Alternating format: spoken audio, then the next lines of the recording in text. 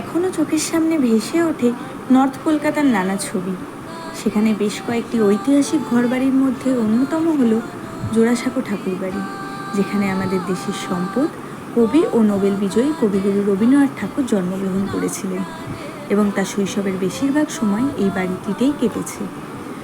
আজ বাড়িটি পুনরুদ্ধার করা সম্ভব হয়েছে এবং ঠাকুর জাদুঘরে পরিণত হয়েছে, যা একটি উত্তেজনাপূর্ণ দর্শনের জন্য তৈরি করা। বঙ্গীয় রেনেসাঁ এবং ব্রাহ্ম সমাজে তাদের অবদান সহ ঠাকুর পরিবার সম্পর্কে বেশ কিছু ঐতিহাসিক নগেট পাওয়া যায়। উল্লেখ্য, ঠাকুরের বিয়ের স্বরচিত আমন্ত্রণ সহ এখানে 700টি চিত্রকর্ম প্রদর্শিত হয়েছে। 3টি গ্যালারিতে বিভক্ত। জাদুঘরে বিভিন্ন বই, পাণ্ডুলিপি এবং প্রাচীন জিনিসপত্র আজও এই বাড়িটিতে সযত্নে সংরক্ষিত রয়েছে তার স্মৃতি হিসেবে। উত্তর কলকাতার অন্য প্রান্তে রোজ দেখছি ভেঙে গুড়িয়ে দেওয়া হচ্ছে শহরতলির নানা জায়গায় একের পর এক পুরনো বাড়ি। তার সঙ্গে মুছে আছে সেসব বাড়ির ঐতিহ্য, সংস্কৃতি এবং তাদের ইতিকথা। সে জায়গায় গড়ে উঠছে ঝাঁ চকচকে আধুনিক সব বহুতল। বাঙালির অহংকারের ঘরবাড়িগুলি কলকাতার ইতিহাস থেকে আস্তে আস্তে কি এভাবেই মুছে যাবে তাহলে?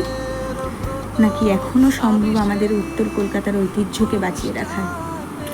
জানা নেই উত্তর, কিন্তু আমাদের এই চেষ্টাটা করে যেতে হবে আমাদের ঐতিহ্যকে বাঁচিয়ে রাখার জন্য।